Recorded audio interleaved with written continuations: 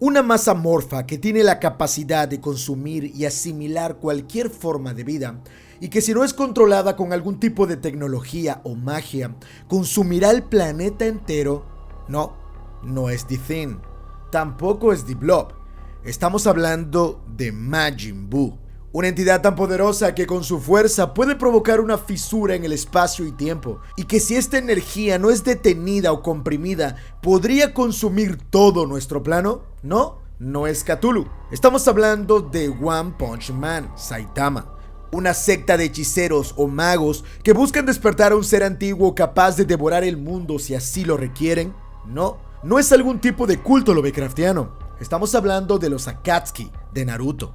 La gente suele preguntarme todo el tiempo: Carmelo, ¿Dragon Ball es horror cósmico? Carmelo, ¿One Punch Man es horror cósmico? Carmelo, ¿Kirby es horror cósmico? Bien, ignorando a la gente que solamente lo dice por mame, hay una clara confusión a la hora de definir estos tres términos, que la mayoría de la gente suele complicar: una historia de horror cósmico, una historia cósmica y una historia que simplemente es de terror u horror. Y es que, aunque algunos se lo toman a broma, sí hay un parámetro que suele confundir al público. Ahora, si tomamos un espectro con una línea y en una punta ponemos el terror o el horror, con materiales como Viernes 13, Insidious o Martyrs, y en la otra punta colocamos una historia cósmica, como lo sería Dragon Ball, One Punch Man o franquicias como Star Wars o Marvel, justo en medio tendríamos la combinación perfecta entre el terror y el horror y la historia cósmica para definir lo que es exactamente horror cósmico. Para poder entrar en materia, primero debes tener bien claro qué significa horror cósmico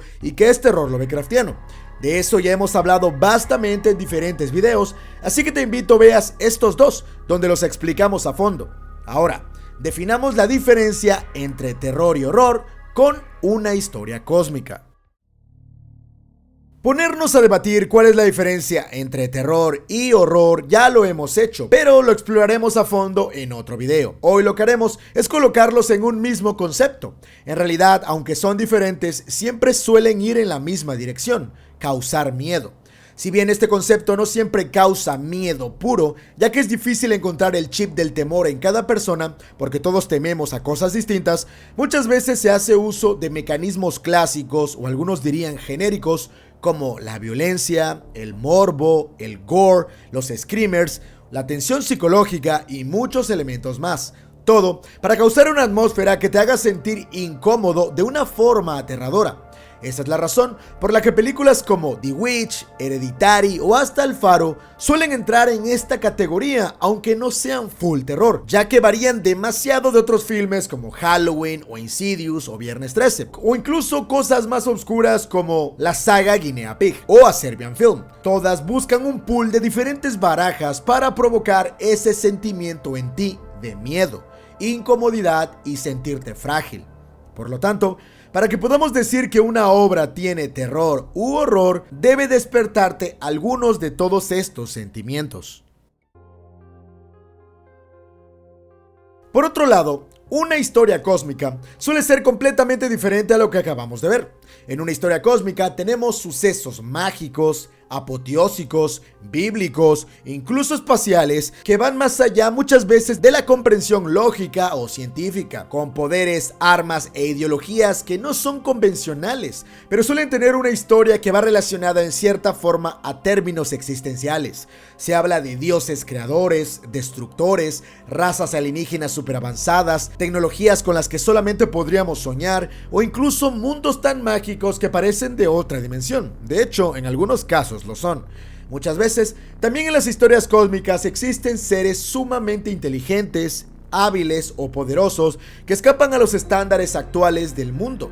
El 90% de las veces estas historias vienen de la ciencia ficción y de la fantasía. Las historias cósmicas también pueden ser versátiles y en algunas ocasiones pueden ser comedias, otras de acción o incluso thrillers. Historias como One Punch Man, Dragon Ball, Tengen Toppa Gurren Lagann, Transformers, Star Wars o incluso algunas que para mí son cósmicas pero poco convencionales, como Matrix, Mandy o incluso Naruto. Pero tranquilo, no te rasques demasiado la cabeza. Esos últimos los podemos discutir en los streams de esta o la otra plataforma. Pero ¿sabes qué le falta a una historia cósmica para pasar a este nivel que buscamos? Exactamente, no tiene horror o su carga es muy baja. Ahí es donde entramos al horror cósmico. Y este es justo el punto donde finalmente logras fusionar el terror o el horror con una historia cósmica, para dar pie a algo que de forma híbrida puede ser considerado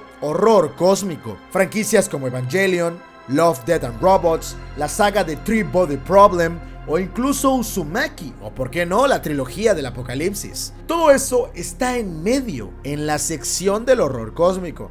Y de todos esos temas son los de los que hablamos en este canal.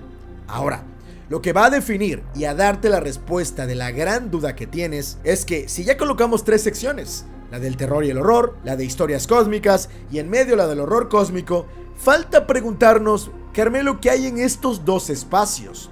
Bueno, mi amigo, allí es todo lo demás de lo que seguramente tienes duda en dónde colocarlo. Series como True Detective, Stranger Things, videojuegos como Blasphemous, la franquicia de It. Cada una va a depender de en qué tono sea contada la historia y hasta cierto punto cuánto horror cósmico existe en ella. Por lo tanto, tu perspectiva también puede cambiar mucho las cosas. Al final, esto es una especie de regla que yo utilizo para hacer más fácil el entendimiento de cuándo colocar una historia en horror cósmico o solo en historia cósmica. Pero al final, el tono de la historia, tu perspectiva y cómo el mundo ve muchas reglas sociales, espirituales y morales en ese momento van a definir en qué criterio ponerla. Como sea, yo siempre suelo sugerirles a todos: lo más importante es que tengas tu propia forma de pensar, por lo tanto tu criterio. Así, al final, tú siempre puedes tener una u otra perspectiva de cómo verlo. Por ejemplo, algunos consideran que Stranger Things tiene muchos elementos Lovecraftianos. Yo no, pero yo considero que It o Evangelion tiene muchos elementos de horror cósmico. Otros no, y esa es la belleza de estas discusiones tan divertidas. Otros, por ejemplo, también piensan que Underwater sí es Lovecraftiana. Bueno, nadie lo piensa, solamente Bicho 14. Al final, para eso estamos aquí. Entonces Saitama despertó después de la lucha más increíble de todas. Había luchado contra el mismo Azathoth. Al despertar, se dio cuenta de que estaba en un hospital, bastante flaco. Había perdido demasiada energía, o eso pensaba. De pronto, se acerca a su enfermero Genos y le dice que había estado en coma durante más de 15 años. Ahí le cuenta la historia de cómo llegó al hospital, cuando él, saliendo de la oficina, enfrentó al Kaijin Rey Cangrejo. Saitama entró en pánico. Le preguntó que qué había pasado con sus poderes. Pero en ese momento entendió que todo eso había sido un sueño. Nunca hubo héroes, nunca hubo un One Punch Man, nunca hubo un Genos más que su enfermero, el cual lo había atendido durante 15 años que había tardado su estado de coma. Tratando de recuperarse, asustado, intenta pararse, pero en ese momento recuerda que en el enfrentamiento contra el Kaijin perdió sus piernas hace 15 años. Sin piernas, jamás tuvo poderes, jamás existió el Saitama de One Punch Man. Lo peor de esta historia es que lo único que sí fue real es que aún era calvo. Saitama, bienvenido al horror cósmico. Esto fue Cthulhu TV.